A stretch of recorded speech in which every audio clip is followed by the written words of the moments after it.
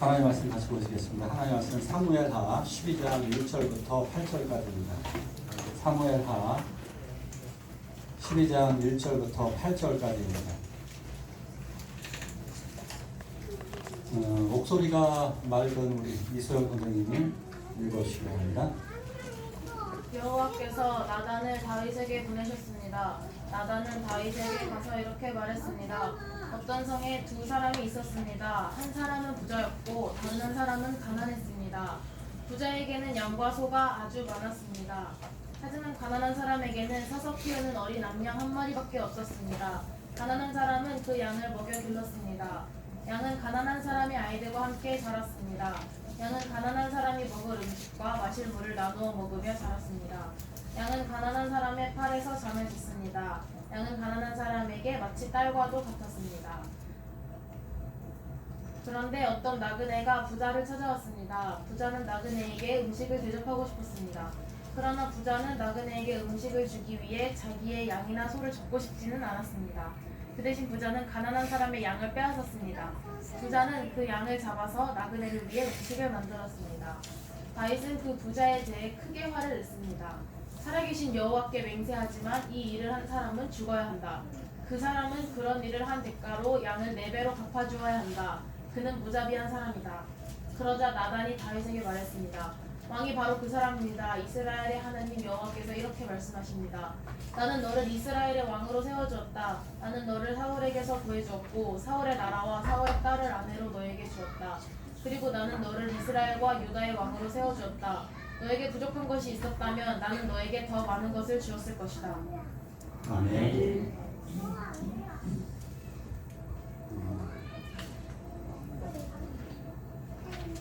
카지노에 가보셨습니까? 혹시 카지노, 도박장입니다. 도박장에 가면, 카지노 도박장에 가면 없는 것이 3개가 있다고 그러죠. 뭐가 없을까요? 시계. 예, 보통 없는 게 시계가 없다고 그러죠. 시계하고 거울하고 창문이 없다고 그러죠. 시계가 없는 이유가 뭘까요? 예, 시간 가는 걸 모르고 시간이 가는 걸 알면 정신을 차리고 도박 그만하고 이제 노름 그만하고 집에 가야지 이런 생각을 하기 때문에 시계를 없앱니다. 두 번째 뭐가 없다고요? 거울이 왜 없죠? 그 거울 속에 비친 자기를 딱 바라보면서 그 며칠 동안 도박만 하니까 머리는 지저분해져 있고 자기 자신을 보면 내가 지금 뭐 하는 짓이지 해가지고 노름을 그만두고 도박을 그만두고 집에 가죠.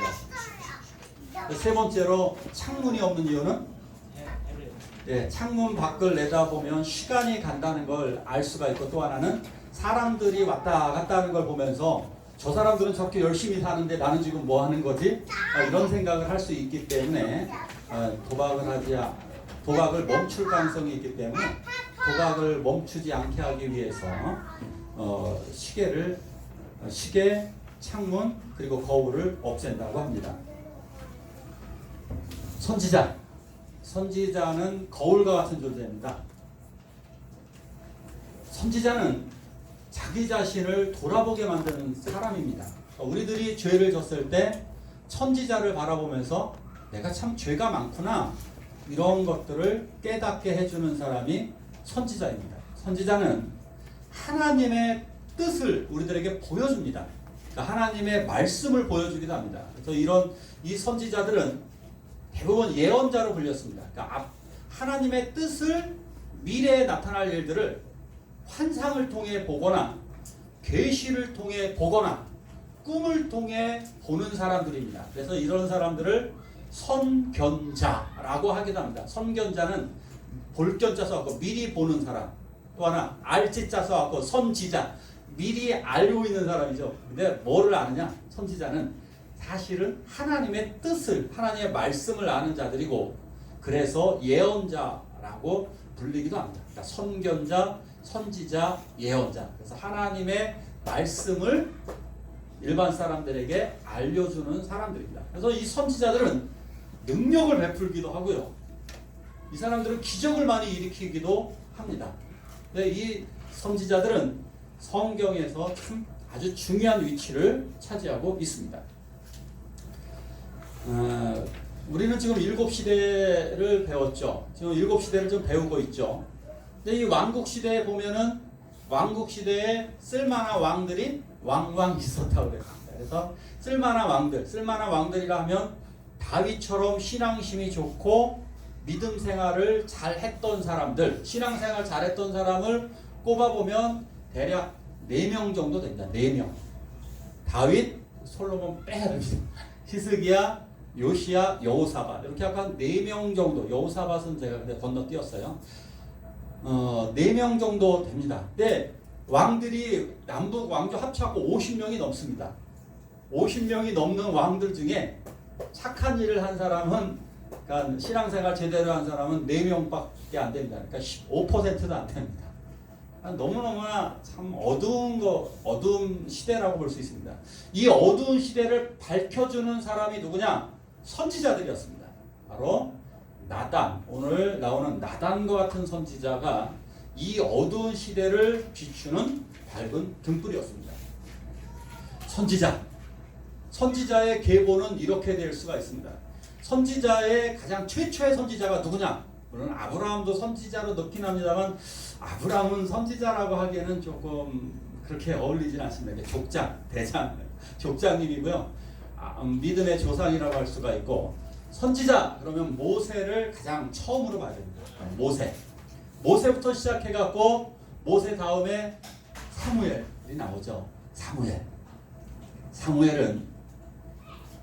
사무엘은 제사장이면서도 선지자였던 아주, 이 사람은 선지자 학교를 만들게 되죠. 최초로다가 선지자 학교를 만들어서 그 학교에 아마 일기생이 나단이 아닐까 이렇게 추측이 되어집니다. 그러니까 어쨌든 선지자 학교를 세웠던 인물이 사무엘이었고, 그리고 나단입니다. 앞으로는 제가 시간을 선지자들 이야기를 한번 들려드릴까 합니다.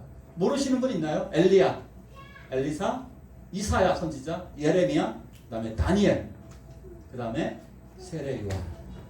여기 말고도 이 유명한 선지자들 되게 많죠. 우리가 익히 알고 있는 요나 선지자, 이런 선지자들까지, 호세아, 요나, 아모스, 이런 선지자들 되게 유명한데, 어쨌든 이분들이 대표적인 선지자들입니다. 모세, 엄청난 능력을 가지고 있었죠. 엘리야, 엄청난 또 능력 역시 소유한 사람들이었습니다.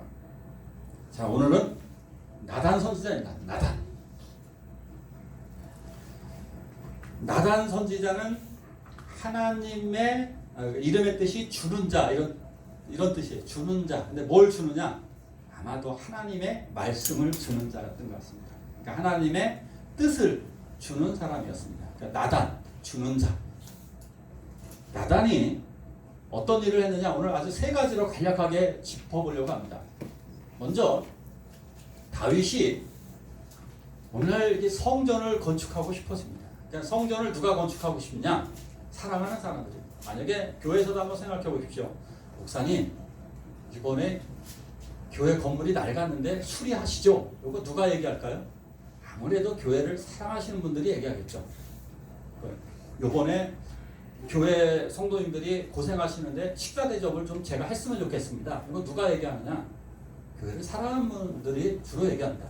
목사님, 어디 신방 좀 가고 싶은데 좀 와주세요. 누구 좀 만나주세요. 이거 누가 얘기하느냐? 사랑하는 사람들이 보통 그렇죠. 그러니까 교회 건축, 성전 건축을 하겠습니다. 다윗이 하나님을 사랑하는 마음으로 하겠다라고 그러니까 나단 선지자가 왕이시여 그렇게 하십시오 라고 대답을 했습니다. 그런데 그날 밤에 하나님이 꿈에 말씀하십니다. 너 그러지 마라. 다윗은 피를 많이 흘렸기 때문에 성전 건축에 적합하지 않다. 그래서 대신 그 아들이 하게 하라. 이렇게 얘기하십니다. 그래서 나단 선지자가 자기 말을 번복을 합니다. 이건 굉장히 어려운 일입니다. 하나님의 말씀을 전하는 선지자가 그 말을 번복을 해야 된다라고 하는 것은 선지자의 신용을, 선지자의 위엄을 완전히 땅에 떨어뜨리는, 해서는 안 될 행동입니다. 한번 생각을 해보십시오. 제가 이제 내년에 산들교회 건축을 하겠습니다. 그러면 성도들이 아멘 아멘 아멘 아멘. 다음 주에 와서 뻥입니다. 그거 아닙니다. 이렇게 얘기하면 여러분들은 야, 뭐 목사님이 이랬다 저랬다 하고 그 말 신뢰하지 못하겠다 이렇게 되겠죠. 그러나 선지자는 자기의 신용, 자기의 위험 이런 거 전혀 중요하지 않습니다. 이게 바로 하나님의 사랑입니다. 그래서 대신 다윗에게 이런 말씀을 하게 해주는 겁니다. 가끔 가다가 남자분들이 이런 경우가 많죠. 나는 한 번 아니면 아니야. 나는 한 번 아니면 아니야. 남자가 한 번 입 바깥에 냈으면 그대로 해야지. 뭐 이러는 분들이 있는데 이런 걸 가지고 전문 용어로 꼰대 마인드라고 합니다.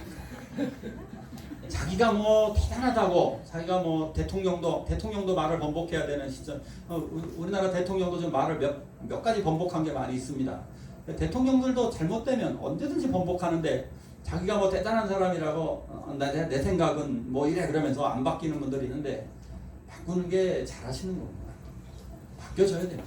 왜 바뀌어져야 되느냐면 그것이 하나님의 뜻일 때 하나님의 뜻을 물어보셔서 그게 하나님의 뜻이면 바꾸셔야 되고 하나님의 뜻이 아니면 안 바뀌었습니다. 결론은 이렇게 정리를 했습니다. 이게 나단이 이렇게 하나님의 말씀을 전했죠. 너는 성전 건축은 하지만 너의 나라가 영원할 거야. 물론 이 말씀은 예수를 통해 성취되었다. 이렇게 말씀을 드렸습니다. 이게 예수님을 통해서 성취가 되었습니다. 그러니까 하나님의 말씀을 따르는 사람은 더 큰 복을 받는 거죠. 어쨌든 이 일 이후로다가 다윗은 더 엄청난 축복을 받게 되었습니다. 자, 이 말씀 아주 중요한 말씀이기 때문에 한번 읽어볼까요? 시작. 나단이 다윗에게 이르되 당신이 그 사람이라 어찌하여 내가 여호와의 말씀을 없이 여기고 나 우리의 아들을 낳느냐. 내가 달로 햇사람 우리아를 쳐내 암논 자손의 칼로 죽이고 그의 아들을 빼앗아 내 아들을 삼았도다. 아멘. 다윗이 유부녀를 사랑했습니다. 그것은 안 될 행동이었습니다. 그래서 그 여자를 데려오게 했고 왕권을 이용해서 그 여자의 이름은 밧세바였습니다.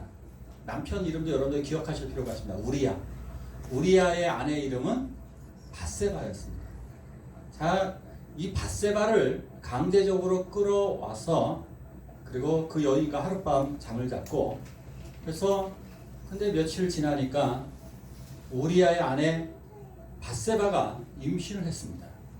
문제는 이걸 감춰야 되겠죠.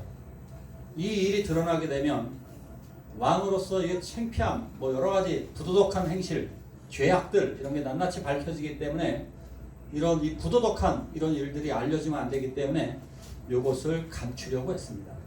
그래서 완벽히 감추는 방법은 무엇이냐? 남편을 죽이는 방법이었습니다. 그래서 우리아를 죽였습니다. 전쟁터에 내보내서 죽였는데 전쟁을 빙자한 위험한 전쟁터에 내보내서 격렬하게 싸우다가 모든 군인이 뒤로 빠지게 했습니다. 우리아가 혼자 싸우다가 죽었습니다. 이건 전쟁을 빌미로 한 완벽한 살인이었습니다. 그렇게 시간이 흘러갔고 아무도 모르는 사건이 되었습니다. 물론 한 명은 알고 있었죠. 요압이라고 하는 사람. 자, 그래서 다윗은 남편 우리아가 죽자 그 아내 밧세바를 데려옵니다. 밧세바를 데려왔고 그리고 밧세바가 아이까지 낳았습니다. 네, 아무도 몰랐습니다. 네, 완벽한 비밀이었습니다. 다윗은 그렇게 한가롭게 이제 살게 되었습니다. 모든 일은 잊혀졌고 자기에게는 예쁜 아내가 한 명도 생겼습니다. 아주 완벽한 비밀이 되었죠. 1년 지났습니다. 1년이 지났고 이제 아이도 태어났습니다. 그러니까 완전히 잊혀진 사건이었습니다. 이건 아무도 모르는 사건이니까. 그런데 나단 선지자가 찾아옵니다. 하나님이 알고 계신 거죠. 하나님이 나단 선지자를 보냈습니다. 나단 선지자가 아주 한가롭게 이야기를 하듯 얘기합니다. 임금님, 제가 이야기 하나 좀 해드릴게요. 어느 마을에서 일어난 이야기입니다. 왕이시여, 제가 얘기해 드릴게요. 어떤 마을에요, 두 사람이 살고 있었습니다. 한 명은 아주 양과 소가 많은 아주 부자입니다. 그리고 또 한 명은 아주 가난한 양 한 마리밖에 없는 아주 가난한 사람이었습니다. 양이 한 마리밖에 없기 때문에 이 가난한 사람들은 집안에서 키웠습니다. 집안에서 키우면서 이 양이 가족처럼 되었습니다. 아이들도 이 양을 엄청 사랑했습니다. 그 사람도 사랑했지요. 이 양은 양이 아니라 차라리 그냥 가족과 같았습니다. 그런데 이웃집 부자가에게 손님이 하나 찾아왔습니다. 손님에게 양을 잡아줘야 됐는데 부자는 자기 집 양이 아까웠습니다. 그래서 이웃집에 가갖고 그 이웃집 가난한 양을 강제적으로 빼앗아다가 손님에게 대접해 주었습니다. 허허, 이거 어떻게 해야 좋겠습니까? 그랬더니 다윗이 불같이 화를 내며 일어났습니다. 어떤 놈이요? 내가 그 작자를 반드시 죽일 것이요. 성경에는 부드럽게 나오지만 사실 임금이기 때문에 죽일 권한이 있기 때문에 죽여야 된다고 생각을 했던 것 같습니다.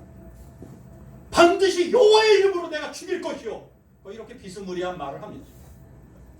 그때 나단 선지자가 맹렬한 분노로 노려보며 얘기합니다. 당신이 그 사람이요. 당신이요, 바로 당신이 그 사람이란 말입니다. 당신은 당신의 충성스러운 장군 우리아를 전쟁터에 보내서 죽였소이다. 당신은 그것도 부족해서 당신은 그 아내를 빼앗았소이다. 이제 당신에게 무서운 하나님의 재앙이 일어나게 될 것이요. 이 말을 선언한 사람입니다. 정말 엄청나지 않아. 이걸 임금 앞에서 당신이 그 사람이라고 말할 수 있는 사람 누가 있을까요? 당신이 그 사람이야. 당신이 그 사람이야. 우리는 정의를 외쳐야 됩니다. 권력자이든 부자이든 그가 누구든지 간에 바른 말을 해야 할 때가 있습니다. 언제인가 우리 교회도 이러한 일들을 교회의 이름으로 외쳐야 될 날이 오게 될 것입니다. 이미 지나간 과거에도 많이 있었고 우리들은 정의를 외쳐야만 합니다. 근데 또 때로는 우리가 가까운 사람이라 할지라도 바른 소리를 해야 합니다. 그런데 우리들 이 정의를 외쳐야 되는데 우리들은 지금 어떻게 하고 있나요? 근데 이제 가끔씩 가다 우리 성도님들 중에 이런 말을 하시는 분들이 있습니다. 나는 할 말은 하는 사람이야. 할 말을 하는 사람이야. 문제가 뭔지 아십니까? 할 말은 지금 우리 교회는 딱 그럴 겁니다. 할 말은 하는 사람들과 할 말도 안 하시는 분들이 있을 겁니다. 근데 여기에 두 가지의 맹점이 있죠. 할 말을 안 하시는 분들은 하나님의 정의가 없는 분들이고 또 할 말은 하는 사람들은 뭐가 문제가 있느냐? 저도 그런 적이 되게 많기 때문에 얘기하는 겁니다. 문제가 뭐냐? 기도를 안 하고 하신다는 사실입니다. 쉽게 이야기해서 이런 겁니다. 누구를 변화를 시키려고 하는데 이런 거죠. 할 말을 하는 사람들이 어떤 유형이냐면 이런 겁니다. 아이들이 이제 때를 씁니다. 우리 애기들 보면 때를 엄청 많이 씁니다. 누구한테 때를 많이 쓸까요? 엄마, 아빠, 할머니, 할아버지.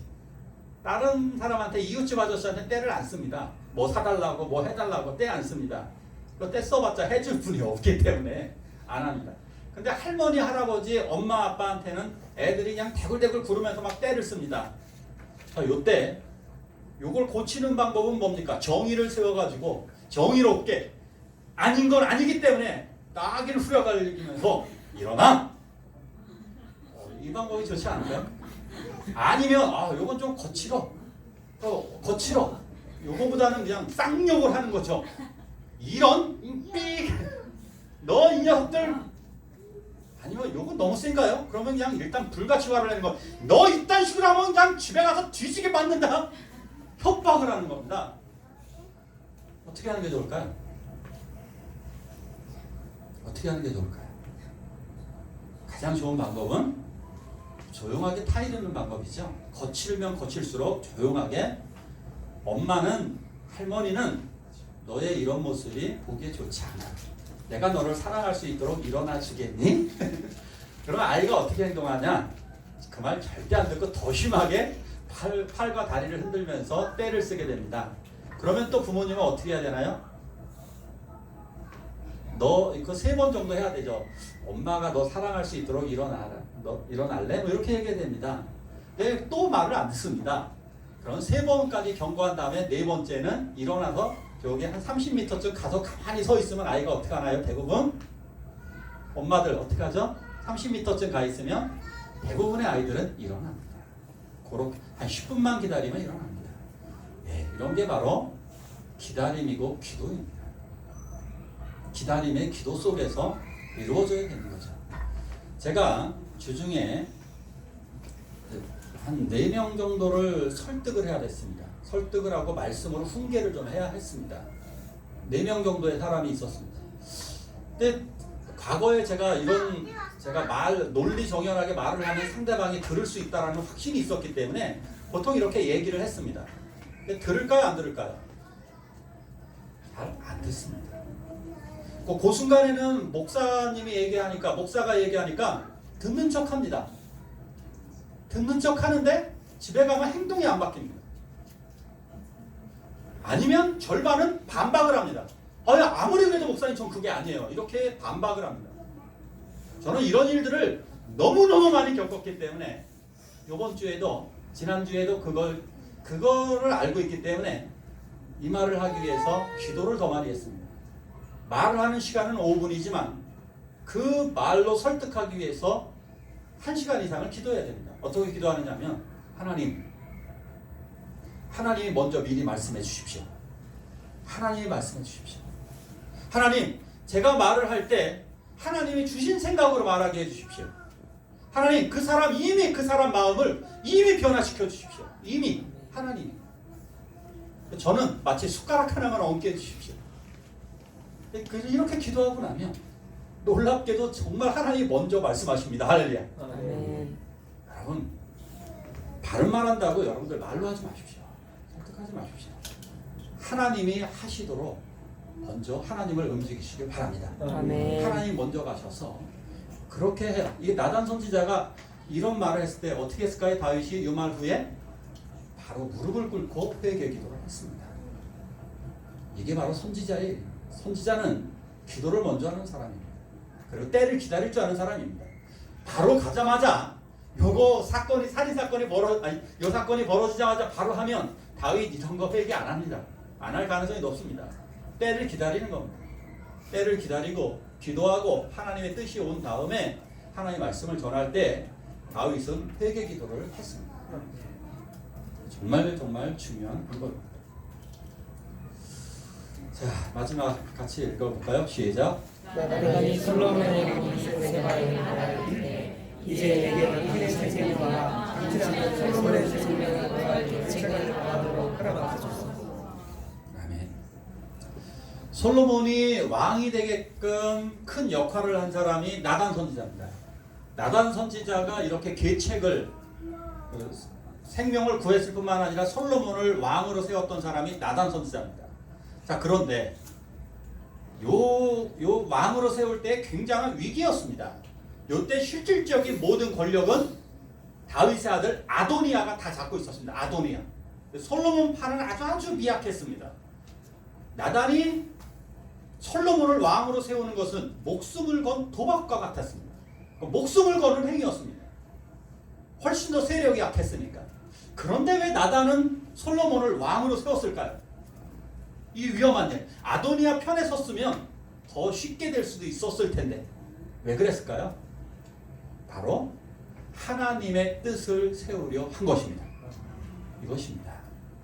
우리가 하는 일이 때로는 위험하고 우리가 하는 일이 어려운 일이라 할지라도 하나님이 세우시는 일, 하나님이 뜻하시는 일이라면 가야만 합니다. 아까 그 떼양볕 아래에서 그런 행동이죠.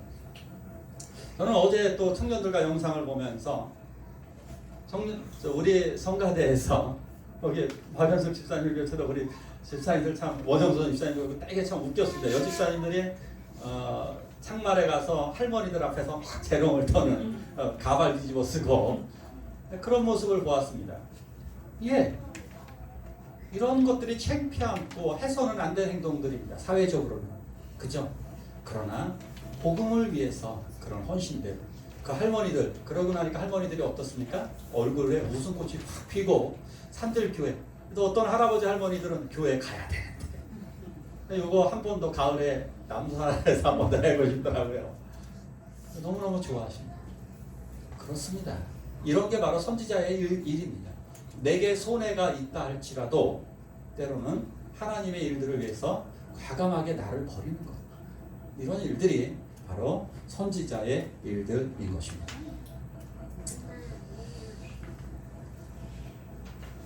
우리들도 누군가의 잘못이 있으면 지적질을 굉장히 많이 합니다.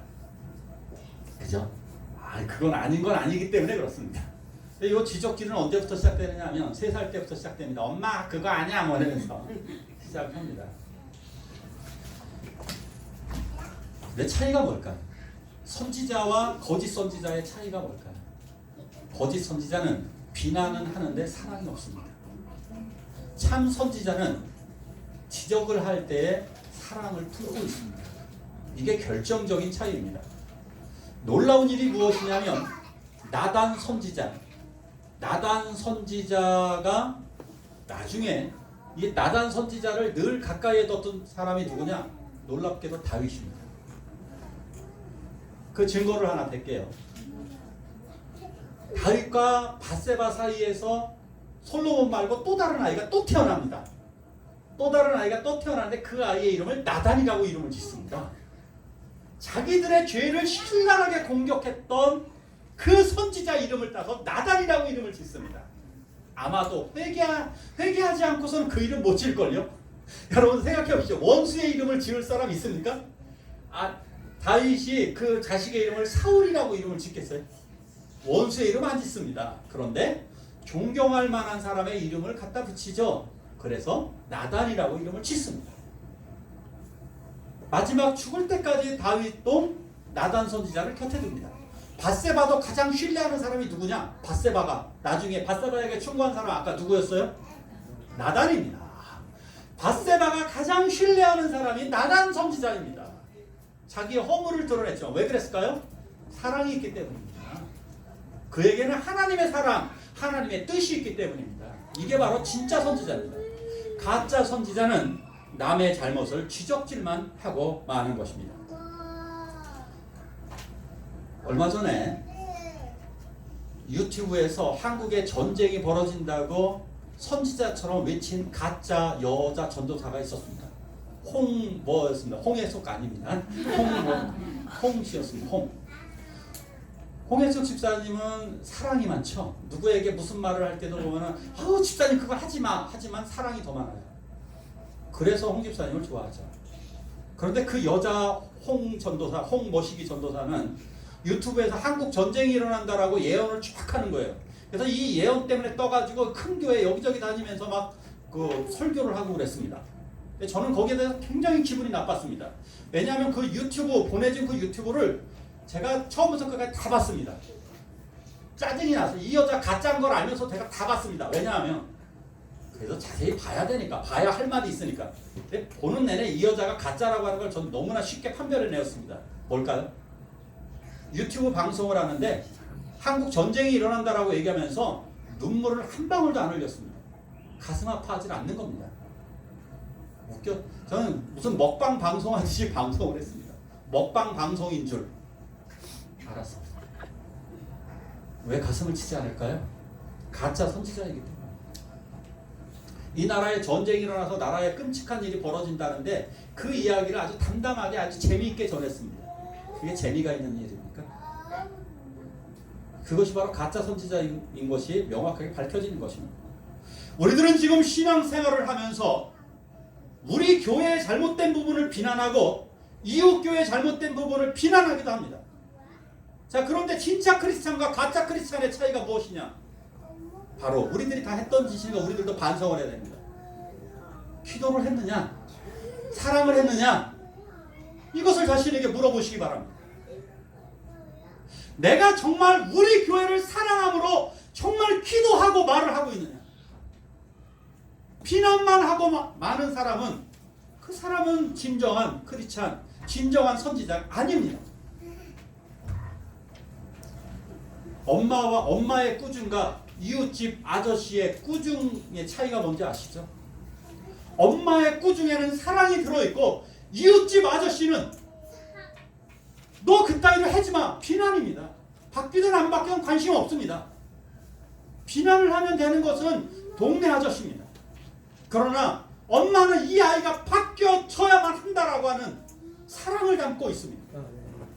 이것이 바로 참 선지자와 거짓 선지자의 차이인 것입니다. 하나님의 선지자들은 하나님의 뜻을 전하기 위해서 그 백성들을 위해 눈물을 흘렸고 금식을 했고 심지어 벌거벗으면서 예언을 했고 그들은 채찍질에 맞아가면서 예언을 했고 톱으로 잘라지더라도 자기의 목 돌에 맞아 죽더라도 감옥에 갇히면서도 예레미야 같이 그들은 그렇게 하나님의 말씀을 전했습니다. 왜? 사랑하기 때문에. 그들은 기도했습니다. 왜냐? 이 민족이 바뀌어져야 하기 때문에.